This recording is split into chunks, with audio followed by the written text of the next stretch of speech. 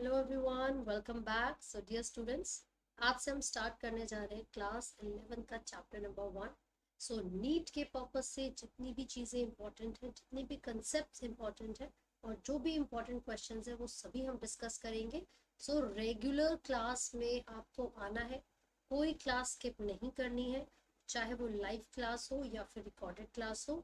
दोनों ही क्लासेस में अगर आप रेगुलर रहेंगे तो ही आप अच्छे से, बिल्कुल अच्छे तरीके से टॉपिक्स को समझ पाएंगे और उनके आंसर्स कर पाएंगे। ठीक है।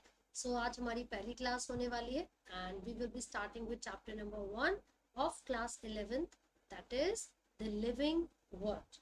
ठीक है, तो चलिए फिर शुरू करते हैं।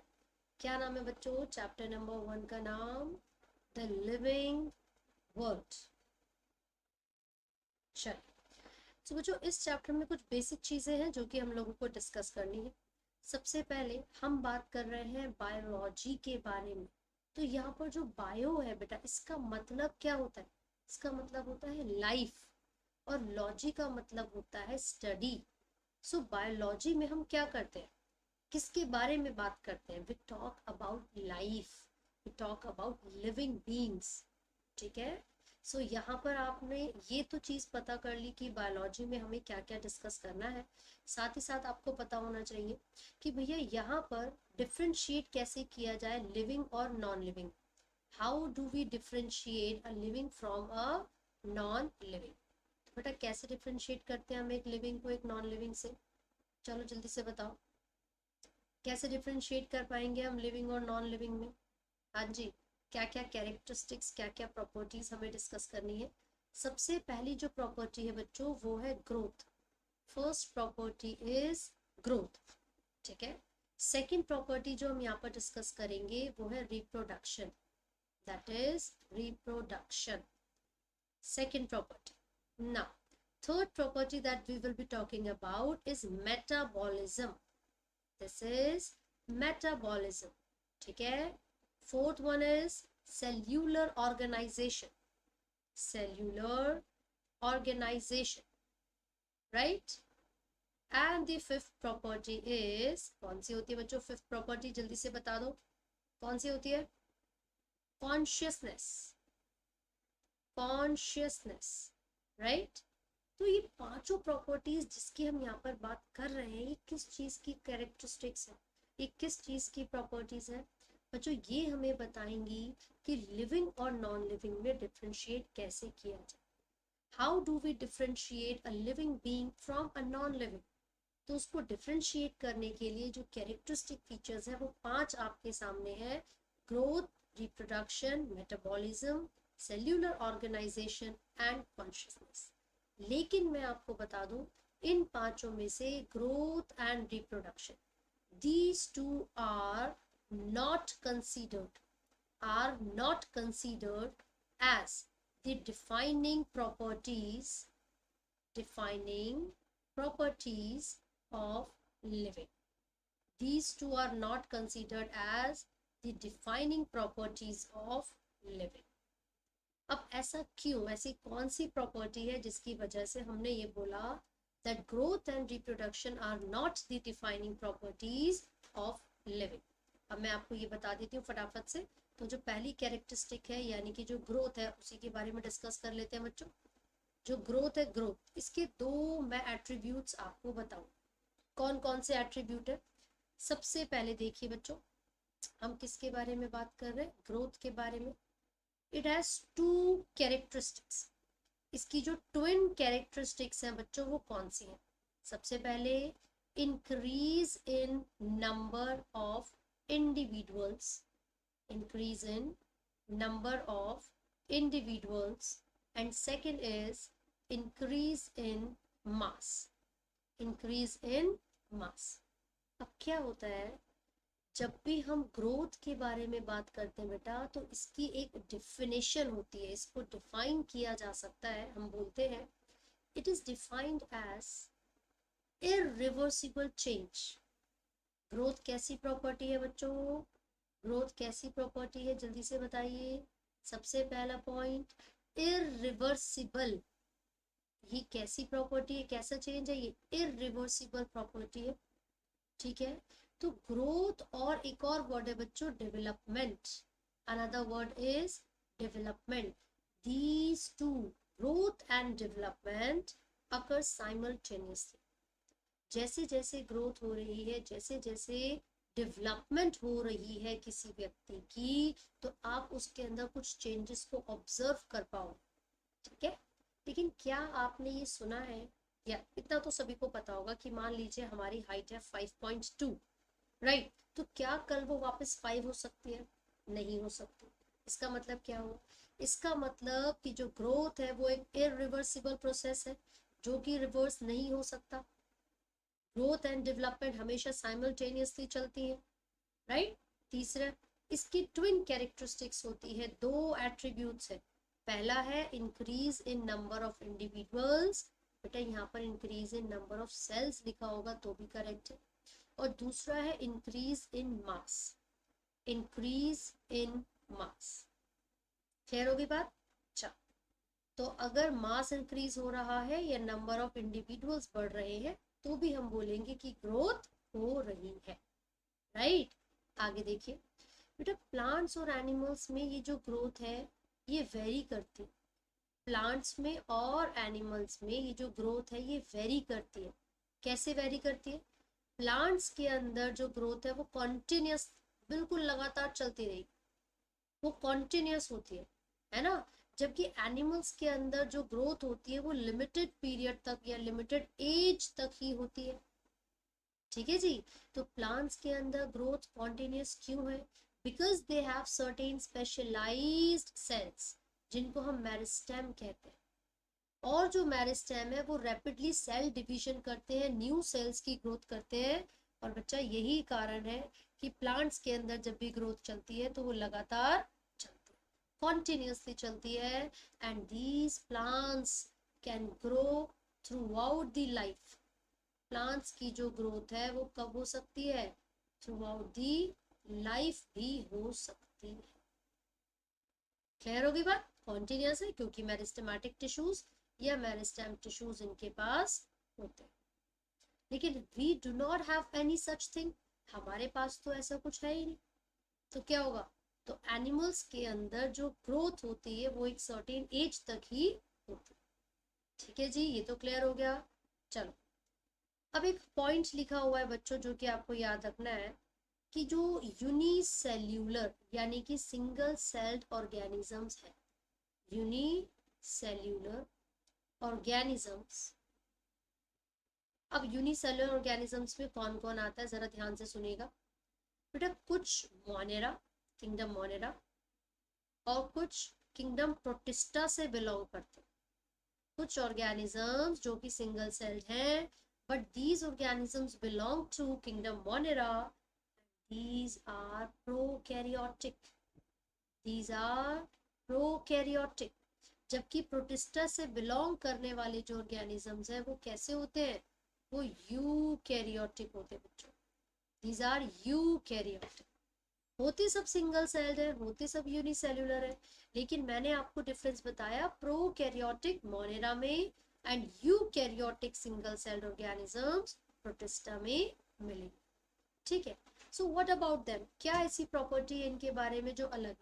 तो यहाँ पर आप देखोगे, लेट्स से हम अमीबा के बारे में बात कर रहे हैं। ये अमीबा है जो कि सिंगल सेल्ड यूकैरियोट है। जब भी इसके अंदर सेल डिवीजन होती है यानी कि माइटोसिस होती है, this is same as the mode of reproduction. इनके अंदर जो सेल डिवीजन है वो बिल्कुल इनके मोड ऑफ रिप्रोडक्शन की तरह है। तो उसका मतलब क्या हुआ कि सिंगल सेल्ड ऑर्गेनिज्म के अंदर जो मोड ऑफ रिप्रोडक्शन है और जो सेल डिवीजन है वो सेम, राइट। तो क्या होगा यहाँ पर? एक पेरेंट सेल ने डिवाइड करके दो डॉटर सेल्स की फॉर्मेशन कर ली। तो ये इनका रिप्रोड्यूस करने का तरीका था, यानी कि ये बाइनरी फिजन था। और जो बाइनरी फिजन है बेटा ये इंक्लूड करता है कौन सी सेल डिवीजन को? माइटोसिस। कौन सी सेल डिवीजन को इंक्लूड करता है ये? माइटोसिस, यानी कि equational division, that is equational division, ठीक है जी। चल, सो यहां तक तो हमें पता चला।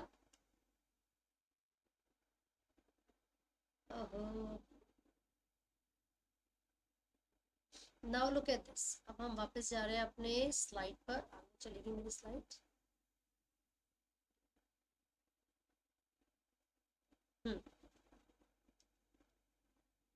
ना, सो ये तो कंफर्म हो गया कि सिंगल सेल्ड ऑर्गेनिजम्स के अंदर जो मोड ऑफ रिप्रोडक्शन होता है वो उनकी सेल डिवीजन के इक्विवेलेंट होता है, राइट। लेकिन ऐसी चीज जो हायर ऑर्गेनिजम्स है, हायर प्लांट्स और एनिमल्स है, उनमें ऑब्जर्व नहीं की जाती। हायर प्लांट्स और एनिमल्स में जो मोड ऑफ रिप्रोडक्शन है और जो सेल डिवीजन है या फिर जो ग्रोथ है, ये दोनों ही म्यूचुअली एक्सक्लूसिव प्रोसेस है। ये दोनों ही कैसे प्रोसेस है बच्चों? Mutually exclusive. मैं इसको भी लिखूंगी, फिलहाल आप याद रखिए, सिंगल सेल्ड ऑर्गेनिज्म में the mode of reproduction is same as cell division, पहली चीज। दूसरा, यहाँ पर क्या होता है, ये जो यूनिसेल्युलर ऑर्गेनिजम्स हैं, इनको हम इमॉर्टल कहते हैं बच्चों। इनको हम कहते हैं दीज आर इमॉर्टल। ऐसा क्यों कहा जाता है? Why are these cells immortal? ये सेल्स इमॉर्टल क्यों? क्योंकि they just keep on dividing. ये बार बार डिवाइड करते हैं और अपने डॉटर सेल्स को प्रोड्यूस कर देते हैं। इनका कभी कोई नेचुरल डेथ ही नहीं हो रही है।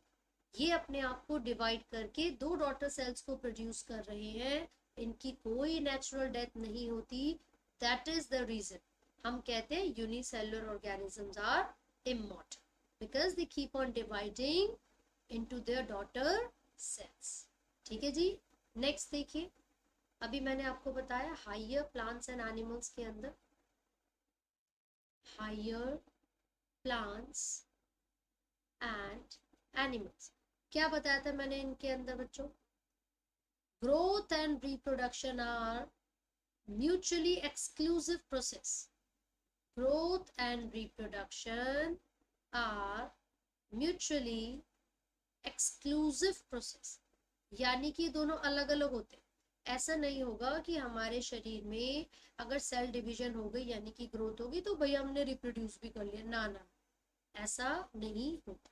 ठीक है, चलिए आगे देखिए बच्चों, कुछ ऐसी भी स्ट्रक्चर्स है जो कि नॉन लिविंग है लेकिन फिर भी वो ग्रोथ को शो कर रहे हैं। Non living also show growth, है ना।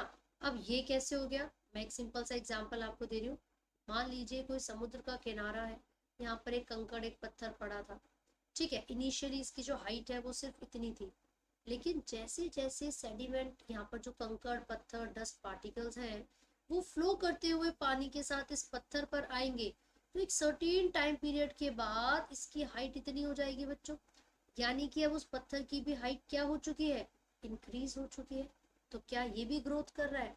नहीं, ये तो ग्रोथ नहीं कर रहा ना, इट डजंट शो ग्रोथ। तो इसका मतलब क्या है? एक्चुअल में वो लिविंग तो नहीं है ना।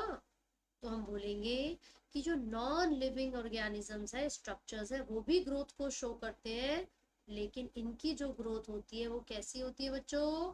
एक्सटर्नल। जबकि लिविंग बींग्स के अंदर जब भी ग्रोथ होगी वो कैसी होगी? इंटरनल ग्रोथ होगी। कैसी होगी बच्चों? इंटरनल। करेक्ट। तो मैं यहाँ पर एक एक्सेप्शन आपको बता रही हूँ। जब हमने पढ़ा था कि जो ग्रोथ है उसकी डिफाइन क्या होती है, तो देखा था वो इरिवर्सिबल प्रोसेस है ना। लेकिन जो स्नो माउंटेन्स होती हैं, दी स्नो माउंटेन्स मेल्ट, जैसे जैसे टेम्परेचर इंक्रीज होता रहता है तो थोड़ी थोड़ी इनकी हाइट कम हो रही है, तो ये रिवर्सिबल ग्रोथ को शो करेंगे। इसीलिए मैंने यहाँ पर इनको किस में लिखा है? एक्सेप्शन में। ठीक है बच्चों, आगे देखिए। यहाँ पर आप याद रखोगे कि जो ग्रोथ है वो लिविंग नॉन लिविंग दोनों ही किसी ना किसी फॉर्म में शो कर रहे हैं। इसीलिए growth is not the only, growth is not the only feature or not the defining feature of living। यही कारण था कि हम इसको लिविंग का डिफाइनिंग फीचर नहीं मानते। ठीक है बच्चों, याद रहेगा, मैंने 3-4 क्वेश्चंस आपको समझा दिए अब एक ही टॉपिक में से। ठीक है, चलो और भी टॉपिक्स हैं और भी क्वेश्चंस हैं, मैं सारे लास्ट में डिस्कस करूंगी। पहले मैं एक एक करके आपको टॉपिक्स समझा देती हूँ। नेक्स्ट जो टॉपिक है, जो लिविंग की प्रॉपर्टी है बच्चों, वो है रिप्रोडक्शन। क्या होता है reproduction? How do you define it? बच्चों क्या बोलते हैं हम कहते हैं ये एक बायोलॉजिकल प्रोसेस है जिसमें न्यू ऑर्गेनिजम्स आते हैं भाई।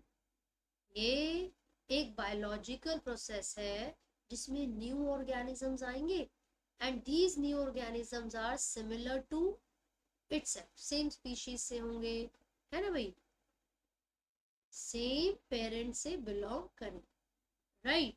लेकिन आपने ये तो सही बोला कि जो रिप्रोडक्शन है वो एक बायोलॉजिकल प्रोसेस है जिसमें न्यू ऑर्गेनिजम्स आते हैं फ्रॉम द एग्जिस्टिंग ऑर्गेनिजम्स, यानी कि जो पहले से ही सरवाइव कर रहे हैं पेरेंट्स वो ही आगे चलकर न्यू ऑर्गेनिजम्स को प्रोड्यूस करेंगे, right. So this is reproduction, correct.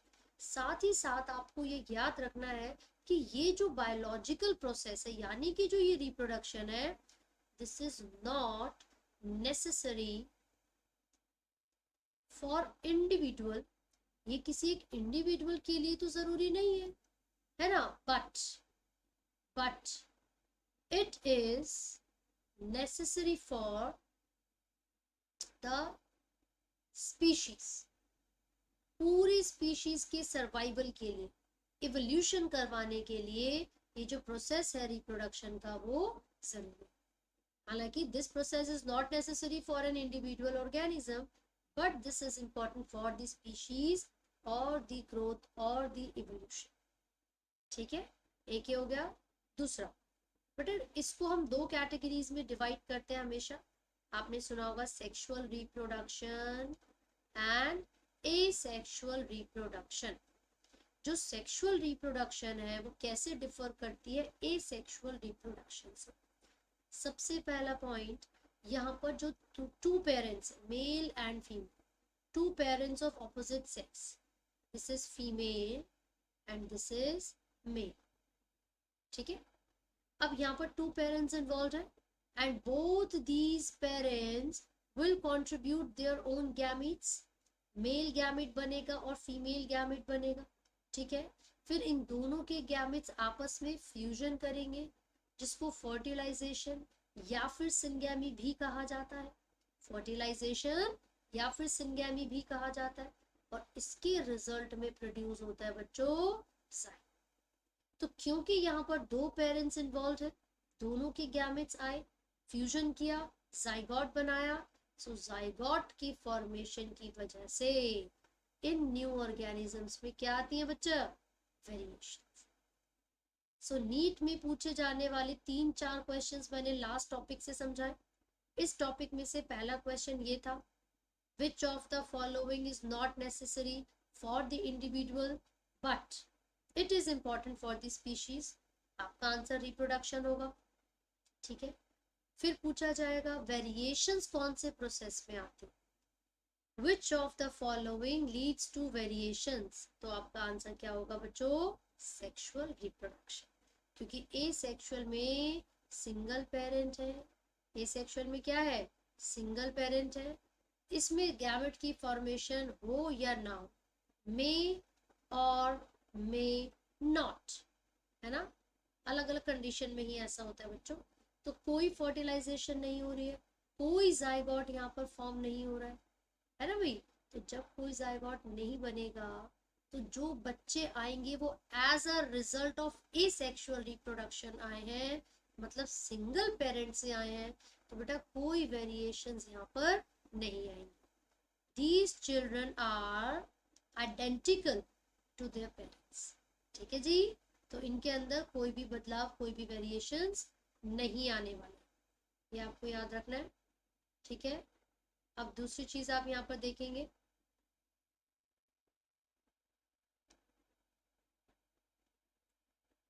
देखो भाई, अब यहाँ पर क्या होता है, एसेक्सुअल रिप्रोडक्शन के कुछ टाइप्स होते हैं और ये भी पूछा जाता है कि जो एसेक्सुअल रिप्रोडक्शन के रिजल्ट में ऑर्गेनिजम्स बने हैं उनको क्या कहते हैं?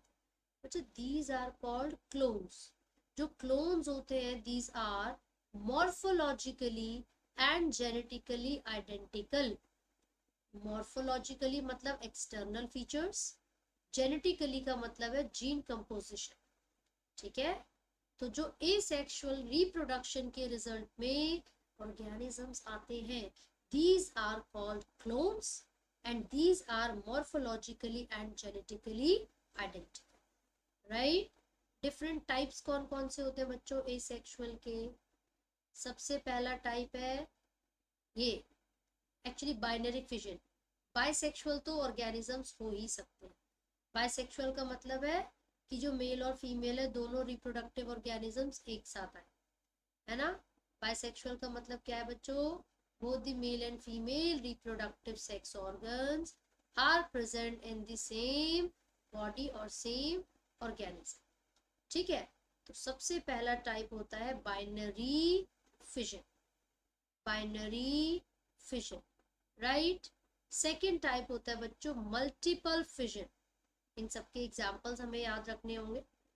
सबसे पहले binary fission, then multiple fission, उसके अलावा fragmentation, fragmentation, and then regeneration, regeneration. Next is spore formation. और प्लांट्स के लिए बच्चों एक टर्म हम यूज करते हैं which is called vegetative propagation, vegetative propagation, right? Propagation, okay? तो याद रखिए बाइनरी फिजन का एग्जांपल अमीबा होता है।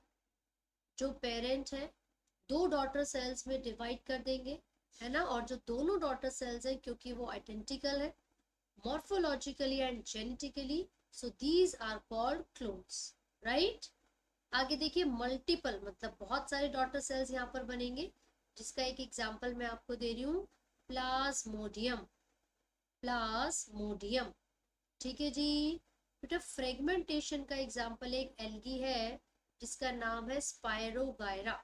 ये एक फिलामेंटस एल्गी होती है, this is a filamentous algae, filamentous. और आपको एक और चीज याद रखनी है इसके बारे में बेटा, इसके अंदर नॉन मोटाइल गैमेट्स प्रेजेंट होते हैं, both the male and females, these are non-motile gametes, non-motile gametes। And जो क्लोरोप्लास्ट इसके पास होगा, क्लोरोप्लास्ट, वो कैसा होगा? स्पाइरल होगा, that is spiral in shape, ठीक है बच्चों? आगे देखिए रीजनरेशन, बहुत ही इंपॉर्टेंट एग्जाम्पल है प्लेनेरिया, बहुत ही इंपॉर्टेंट एग्जाम्पल है बच्चों प्लेनेरिया। स्पोर फॉर्मेशन का एग्जाम्पल है राइजोपस, जो कि एक फंगस है बच्चों। ब्रेड मोल्ड जिसको आप कहते हो, क्या कहते हो? Bread mould, this is a fungus जिसको आपने बोला है ब्रेड मोल्ड, करेक्ट? तो आपको ये याद रखना है कि डिफरेंट तरीके से asexually reproducing organisms new offsprings को बनाते हैं, तो binary fission, multiple fission, fragmentation वगैरह वगैरह, ठीक है जी? और जो वेजिटेटिव प्रोपगेशन है ये टर्म हम जनरली यूज करते हैं प्लांट्स के, ये टर्म हम किसके लिए यूज करते हैं बच्चों? प्लांट्स के, राइट? चलिए, लेकिन और क्या क्या क्वेश्चन पूछे जाते हैं इस टॉपिक में से वो भी तो हमें पता होने चाहिए, है ना? तो देखिए जरा क्या क्वेश्चन पूछा जाता है। एक्सेप्शन, वो ये कहते हैं कि इन चारों या पांचों ऑप्शंस में से कितने ऐसे हैं जो कि लिविंग बींग्स की डिफाइनिंग प्रॉपर्टी नहीं है। तो जैसे मैंने ग्रोथ में आपको एक्सेप्शन बताई, वैसे ही मैं रिप्रोडक्शन में भी आपको एक्सेप्शन बता रही हूँ, जैसे कि वर्कर हनी बीज, जैसे कि वर्कर हनी बीज, बेटा ये रिप्रोड्यूस नहीं करती, ये स्टेराइल होती है, ठीक है? ये स्टेराइल होती है। इसके अलावा स्टेराइल ह्यूमन कपल्स, इनफर्टाइल जो कपल्स होते हैं बच्चों, जो कि अनप्रोटेक्टेड इंटरकोर्स के बाद भी, अनप्रोटेक्टेड सेक्सुअल कांटेक्ट के बाद भी रिप्रोड्यूस नहीं कर पा रहे हैं, तो उसका मतलब है वो भी स्टेराइल है। इसके अलावा म्यूल यानी कि जो खच्चर होता है, म्यूल यानी कि जो खच्चर है, किस किस के क्रॉस से हमने बनाया था बच्चों? मेयर को यानी कि घोड़ी को मेल डंकी से क्रॉस करवा के, है ना? हमने बनाया था म्यूल इंटर स्पेसिफिक हाइब्रिडाइजेशन से।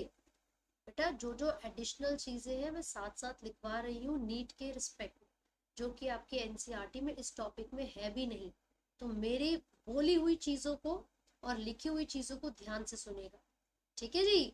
इंटर स्पेसिफिक हाइब्रिडाइजेशन, ये वो प्रोसेस था जिसके रिजल्ट में हमने म्यूल को बनाया था, क्योंकि दो डिफरेंट स्पीशीज आपने ली, यहाँ तो फीमेल हॉर्स यानी कि घोड़ी है ना भाई, और उसको किसके साथ क्रॉस करवाया, मेल डोंकी के साथ, राइट।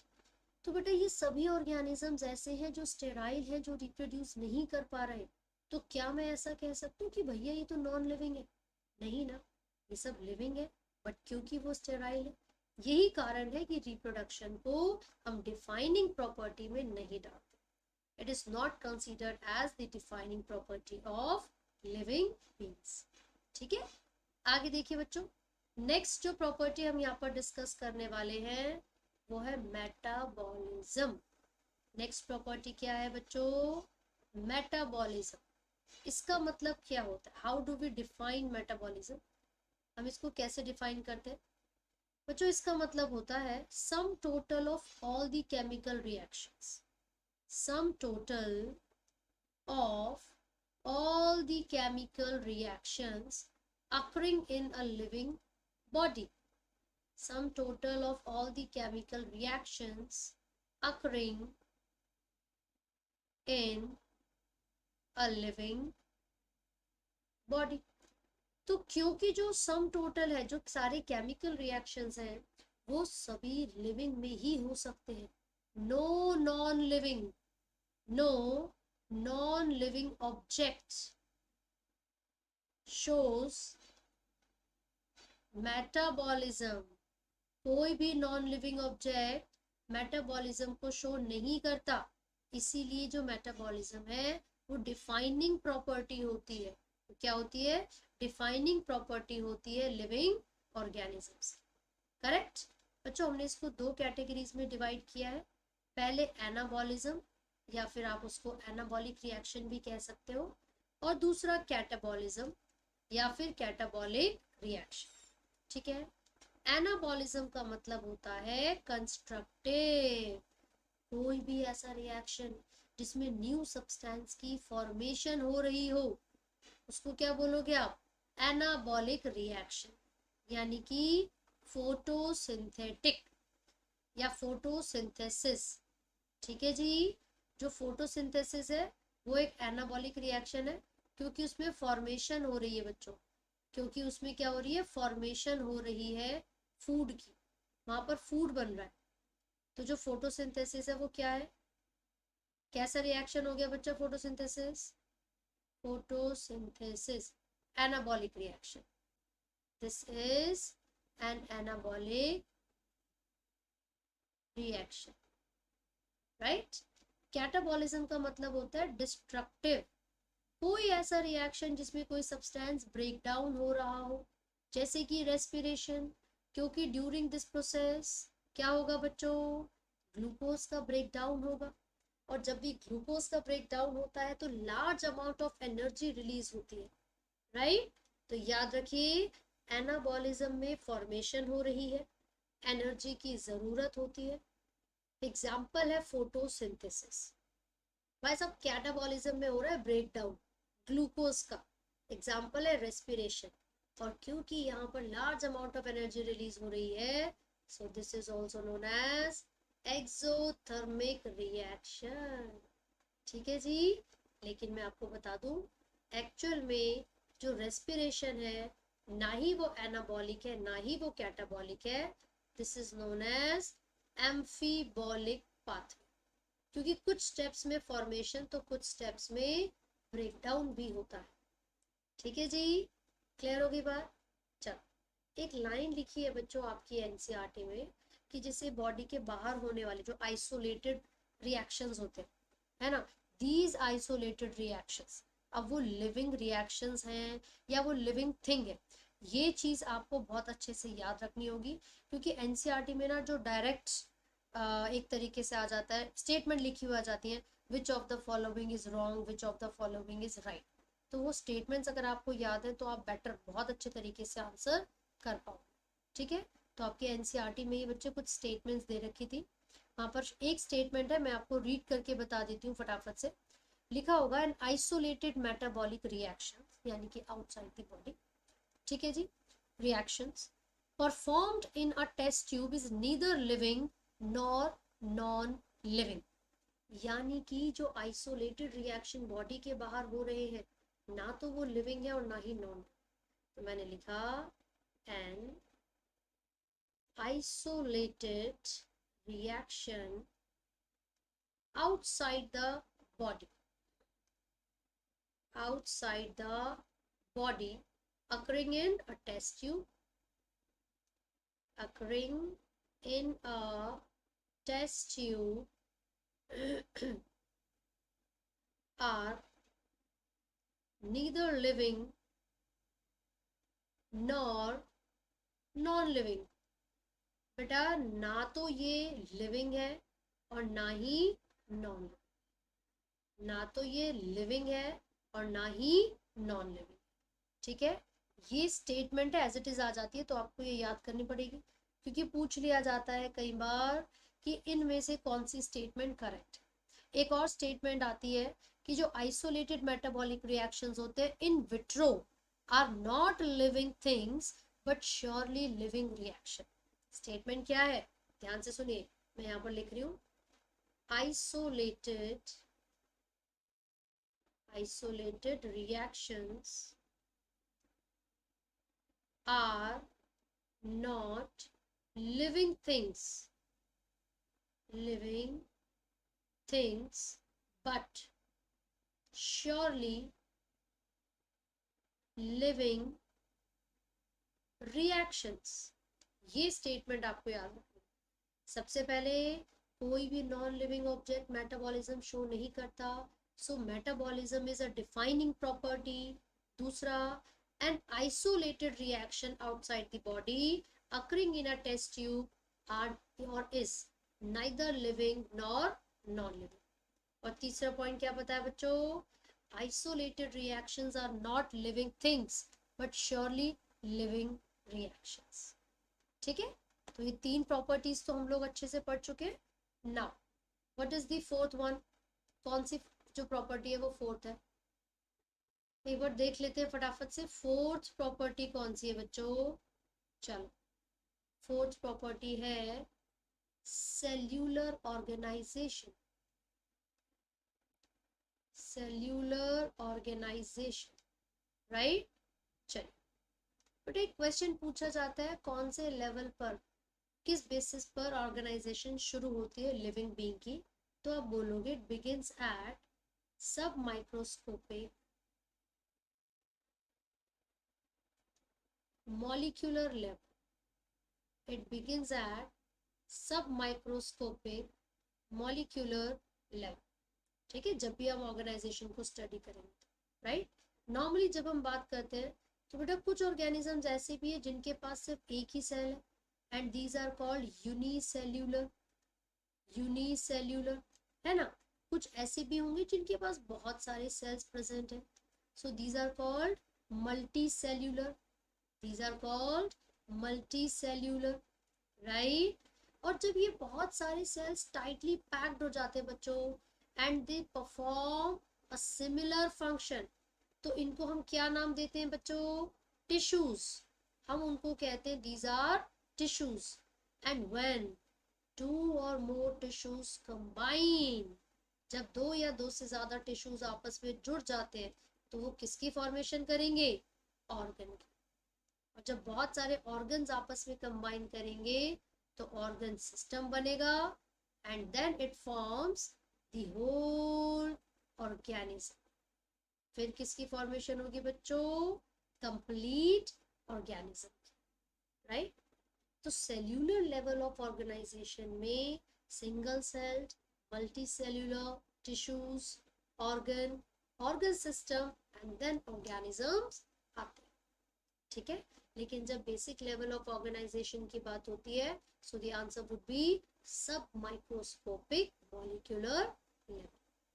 ठीक है, चलो नेक्स्ट प्रॉपर्टी एक बार देख लीजिए बच्चों। फिफ्थ प्रॉपर्टी है कॉन्शियसनेस। फिफ्थ प्रॉपर्टी क्या है, कॉन्शियसनेस। इसका मतलब होता है द एबिलिटी टू रिस्पॉन्ड, आपके वातावरण में क्या चल रहा है, आपके सराउंडिंग में क्या चल रहा है, उसके लिए रिस्पॉन्ड करने की क्षमता जो होती है उसको हम कहते हैं कॉन्शियसनेस।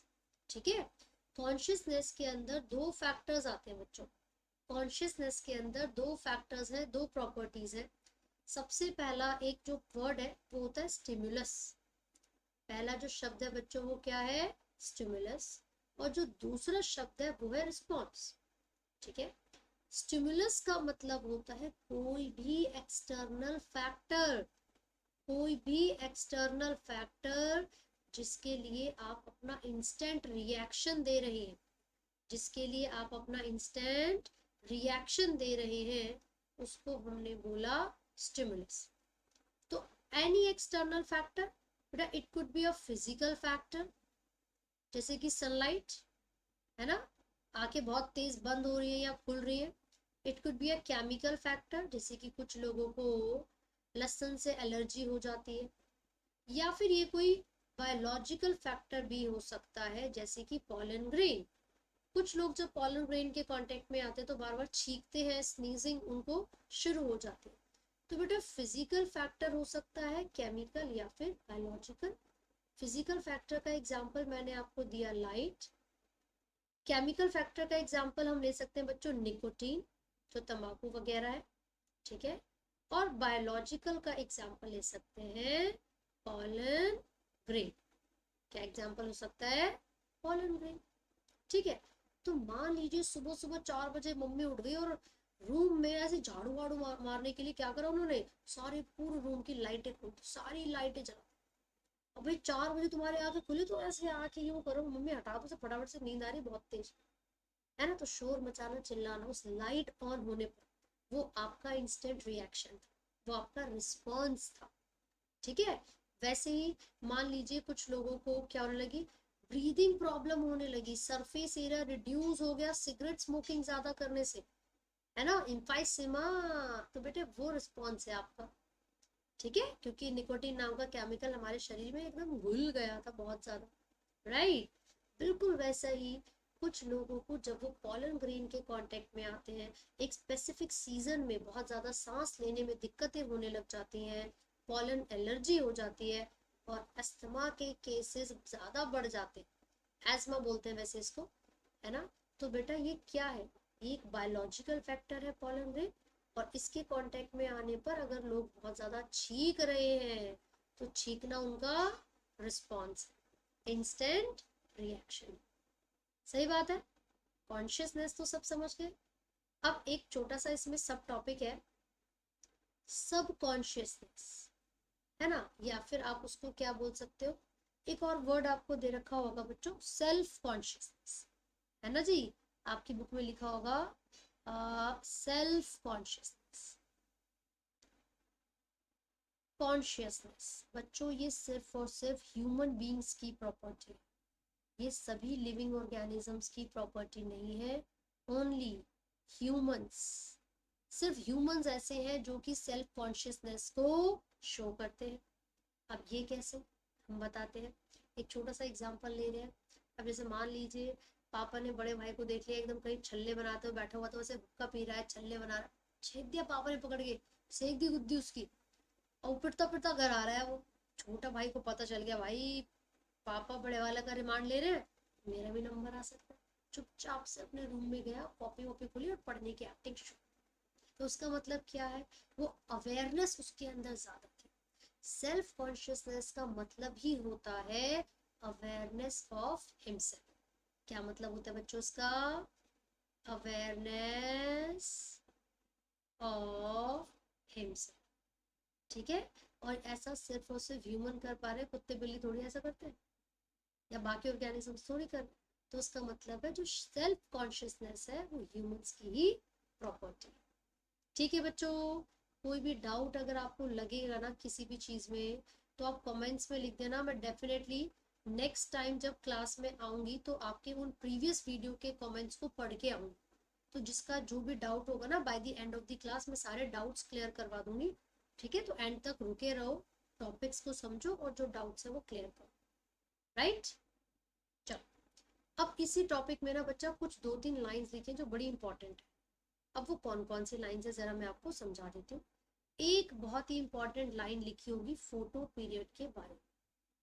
फोटो पीरियड के बारे में लिखा होगा कि जो फोटो पीरियड है वो अफेक्ट कर देता है रिप्रोडक्शन को। It affects reproduction in plants, animals and seasonal breeders. Plants, animals and seasonal breeders.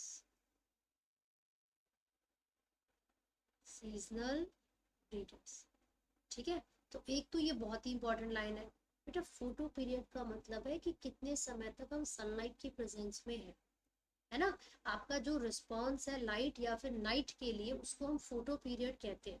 और बहुत सारे लिविंग ऑर्गेनिजम्स में जो फोटो पीरियड है, ऑलमोस्ट सभी लिविंग ऑर्गेनिजम्स में वो रिप्रोडक्शन को अफेक्ट करता है। तो एनसीईआरटी में एक लाइन लिखी है, all organisms from prokaryotes to most complex eukaryotes, उन सभी के अंदर सेंस करने की एबिलिटी होती है। साथ ही साथ photo period affects reproduction in seasonal breeders both plants and animals. भैया बोला जा रहा है कि ये जो फोटो पीरियड है वो रिप्रोडक्शन को अफेक्ट करता है ना, सीजनल ब्रीडर्स में, वो प्लांट्स के केस में भी और एनिमल्स के केस में भी करेगा। दूसरा, कई बार क्वेश्चन ये भी पूछा जाता है बच्चों, लाइट को परसीव करने का काम कौन करता है? फोटो पीरियड इनमें से कौन अफेक्ट कर सकता है ना। तो एक बात बताओ, फोटो का मतलब तो लाइट है, तो लाइट को प्लांट्स में ट्रैप करने का काम कौन कर रहा था? लाइट को ट्रैप कौन करता है प्लांट्स में? लीव्स करती है। तो फोटो रिसेप्शन कौन करेगा बेटा? फोटो रिसेप्शन कौन करेगा? लीव्स करेंगे। The site of photoreception, ऐसे क्वेश्चन पूछे जाते हैं बच्चों। The site of photoreception, तो आपका आंसर क्या होगा? Leaves. Why leaves? Because these are having chlorophyll pigment, इनके पास क्लोरोफिल। कोई डाउट है यहाँ तक? समझ आ गया होगा। चलो, अब कुछ और लाइंस हमें यहाँ पर ऐड करनी है। वो ये है, क्वेश्चन ये पूछा जाता है कि भैया जो पेशेंट कोमा में पड़ा है वो लिविंग है या नॉन लिविंग? बेटा this is still a question of discussion. अभी भी इस विषय पर चर्चा जारी है, चलती जा रही है अभी तक, है ना। तो इसको हम 100% श्योरिटी के साथ ना लिविंग कह रहे हैं ना ही नॉन लिविंग कह रहे हैं। बट द थिंग इज, क्योंकि अभी उसकी जो हार्ट है, उसका जो दिल है वो बीट कर रहा है, बेशक वो आर्टिफिशियली हो, तो उसको हमने लिविंग माना। although he is not able to respond to any such thing, any stimulus, तो उसका मतलब है वो लिविंग कैसे हो, है ना। फिर भी अभी भी हम इस विषय पर, इस टॉपिक पर 100% कोई भी आंसर नहीं करेंगे। बट हाँ, कुछ लाइंस लिखी हुई हैं आपकी एनसीईआरटी में जो इंपॉर्टेंट लाइन है, ध्यान से सुनिएगा। क्या लाइन है देखो बच्चों। पहला, जो टिश्यूज की प्रॉपर्टी है वो इंडिविजुअल सेल में तो नहीं हो सकती। भाई आप खुद सोचो, ये ध्यान से देखिए, एक कंटेनर है, इसमें मैंने पानी डाला, मैं नींबू पानी बनाना चाहती हूँ, मैं लेमोनेड बना रही हूँ, है ना। बड़े बड़े रेस्टोरेंट में नींबू पानी को क्या कह देते हैं? लेमोनेड। उसमें पुदीना ऐड कर देते हैं बस, ठीक है। तो भैया हमने यहाँ पानी डाला, पानी में मैंने डाल दी चीनी, फिर मैंने थोड़ा सा काला नमक भी डाल दिया, थोड़ा मसाला वसाला, और फिर नींबू का रस, है ना, आइस भी डाल दी, चलो कोई बात नहीं। अब आप मुझे बताओ कि जो लेमोनेड है, लेमोनेड का जो टेस्ट है, क्या वो इसके कंपोनेंट्स में आपको मिल जाएगा? लाइक सिर्फ चीनी को टेस्ट करोगे तो क्या नींबू पानी का स्वाद आएगा? नहीं। सिर्फ नमक को टेस्ट करोगे तो क्या नींबू पानी का स्वाद आएगा? नहीं। सिर्फ नींबू को टेस्ट करोगे तो लगेगा कि हाँ भैया नींबू पानी पी रहे हैं? नहीं। तो इसका मतलब क्या है कि ये जो कंपोनेंट्स है ना, ये जो कंपोनेंट्स है, लेट्स से टिश्यू है, तो बेटा जो टिश्यू की प्रॉपर्टी है, पूरे नींबू पानी की जो प्रॉपर्टी है वो उसके इंडिविजुअल कंपोनेंट में नहीं होती, बल्कि जब ये कंपोनेंट्स आपस में इंटरैक्ट करते हैं तब जाकर वो एक टिश्यू की फॉर्मेशन कर पाते हैं। सही बात है। तो आप याद रखोगे एक स्टेटमेंट जो मैं बता रही हूँ, the properties of tissues are not found in its individual component, in its individual component, but it is a result of interaction, but it is a result of the interaction of these components. समझ गए ना? तो याद रखिएगा कि जब भी components आपस में इंटरैक्ट करते हैं तो उन्हीं के रिजल्ट में टिश्यू की प्रॉपर्टी शो होती है। बिल्कुल ऐसे ही जो सेल ऑर्गेनल्स होते हैं ना, उन जब वो आपस में इंटरैक्ट करते हैं तो एक मॉलिक्यूल की वो प्रॉपर्टी शो करते हैं। मॉलिक्यूल जो अपनी एक प्रॉपर्टी को शो कर रहा है वो क्यों और कैसे कर रहा है? क्योंकि उसके अंदर जो बहुत सारे सेल ऑर्गेनल्स थे वो आपस में इंटरैक्ट कर रहे हैं। क्या कर रहे हैं बच्चों? आपस में इंटरैक्ट कर रहे हैं। So again there is a line, the properties of cellular organelles are not present in the molecular constituent of the organelle but arise as a result of interaction among the molecular components. सही बात है। तो जितने ज्यादा higher level पर जाएंगे complexity उतनी ही बढ़ती रहेगी, ये तो सबको पता है। ऐसा भी बोला जाता है कि ये जो लिविंग बींग्स होते हैं वो सेल्फ रेप्लिकेट कर सकते हैं, self evolving and self regulating होते हैं। कैसे होते हैं? Self replicating, evolving and self, क्या एक और पॉइंट बताया था मैंने, रेगुलेटिंग। चलो यहाँ पर एक लाइन लिख लेते हैं। Similarly the properties of cellular organelles, the properties of cellular organelles are not present in the molecular constituent, are not present। बेटा एज इट इज लाइन लिखना इसलिए जरूरी है क्योंकि वो ना यहाँ पर नॉट को हटा देंगे या किसी और चीज को ऐड कर देंगे और आप कंफ्यूज हो जाओगे। ठीक है? Similarly, the properties of cellular organelles are not present in its molecular components, but it arises as a result of interaction। बाकी बिल्कुल सेम। ठीक है? अगला पॉइंट, जो लिविंग बींग्स होते हैं बच्चों, हम कह सकते हैं that the living organisms are living organisms are self-replicating, evolving and self-regulating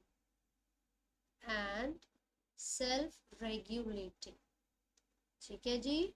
जितने भी लिविंग ऑर्गेनिजम्स हमारे अर्थ पर प्रेजेंट हैं, स्पेसिफिकली अगर मैं ह्यूमंस की बात करूं तो हम सभी एक दूसरे से लिंक्ड हैं, जुड़े हुए। किस बेसिस पर? जेनेटिक बेसिस पर। हमारा जो जेनेटिक मटेरियल है उसका जो बेसिक ऑर्गेनाइजेशन है वो same. So there is another line that says all living organisms present, past and future are linked to one another by the sharing of common genetic material but to varying degree। ठीक है? सो जितने भी living organisms हैं, all living organisms are linked to one another। किसकी वजह से?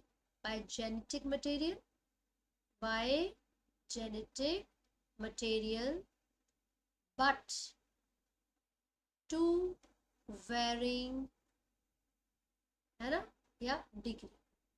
बहुत ज्यादा वेरिएशंस आपको यहाँ पर देखने को मिलती है। क्लियर हो गया बच्चों? सो ये हमने यहाँ पर जो आज की क्लास में डिस्कस किया है, यहाँ तक आपको बहुत अच्छे से पता होना चाहिए। अभी मैं एक दो क्वेश्चंस और आप लोगों को यहाँ पर बताने वाली हूँ जो कि जितना हमने पढ़ा है उसमें से पूछे जाते हैं। ठीक है? जैसे कि डिफाइनिंग प्रॉपर्टी इनमें से कौन कौन सी नहीं होती है? तो ग्रोथ और रिप्रोडक्शन नहीं होती है। दूसरा क्वेश्चन हो सकता है इनमें से कौन सी ऐसी प्रॉपर्टी है जो सभी लिविंग ऑर्गेनिजम्स की है ना? तो बेटा उसमें ना एक सेल्फ कॉन्शियसनेस का ऑप्शन भी आता है। तो वो सभी लिविंग ऑर्गेनिज्म का तो नहीं है, वो किसका है? वो तो सिर्फ ह्यूमन का है। तो आप उसको सभी लिविंग ऑर्गेनिज्म में तो काउंट नहीं कर सकते, है ना। तो क्वेश्चन को अच्छे से रीड करोगे। उसके अलावा एक क्वेश्चन है, जैसे कि मैं आपको बताऊं, बायोलॉजिकल ऑर्गेनाइजेशन स्टार्ट्स विथ, तो मैंने आपको बताया सब माइक्रोस्कोपिक मॉलिक्यूलर लेवल। फिर क्वेश्चन पूछा जाता है, विच of the following aspects is an exclusive character of living being, exclusive character of living being. और इसके आंसर में आप बताओगे कि भैया ये जो ऑर्गेनिजम्स है ना वो किस तरीके से रिस्पॉन्स करते हैं, perception of events happening in the environment and there memory. ठीक है, साथ ही साथ जब ये जो एक्सक्लूसिव शब्द आता है ना बच्चों, तो ये वर्ड्स घुमाने वाले हैं। ऐसे शब्द होते हैं जिसमें आप इंक्लूसिव एक्सक्लूसिव घूम सकते हो, तो मतलब क्लियर होना चाहिए हमारे माइंड में। एक्सक्लूसिव मतलब यहाँ बिल्कुल अलग, स्पेसिफिक, पेक्युलर, है ना। तो मैंने यहाँ पर बताया, let me right it here, exclusive, exclusive characteristic of living. क्या आंसर बोला मैंने बच्चों, perception of events happening, perception of events happening around, या फिर इन द एनवायरनमेंट, ठीक है, and there memory, and there memory. ठीक है जी, तो ये बिल्कुल करेक्ट होगा, एक्सक्लूसिव कैरेक्टर के रिस्पॉन्स। फिर अगला जो क्वेश्चन पूछे जाते हैं बेटा, अभी जब मैं नेक्स्ट क्लास में आपको पढ़ाऊंगी तो उसके बेसिस पर डिस्कस करेंगे, right. So that's all, regular रहिए क्लास में, टाइमिंग आपको पता चल जाएगा कब कब आपकी वीडियोस आने वाली हैं और कब कब मैं लाइव आने वाली हूँ। मैं हमेशा कम्युनिटी पोस्ट में सारी अपडेट्स आपको देती हूँ, so stay connected and yes, do not forget to share this with your friends. अपने दोस्तों को बोलो कि मैम भाई अपलोड करने लगे वीडियोस, तो ज्वाइन करें। ठीक है, ऑल द बेस्ट एवरीवन।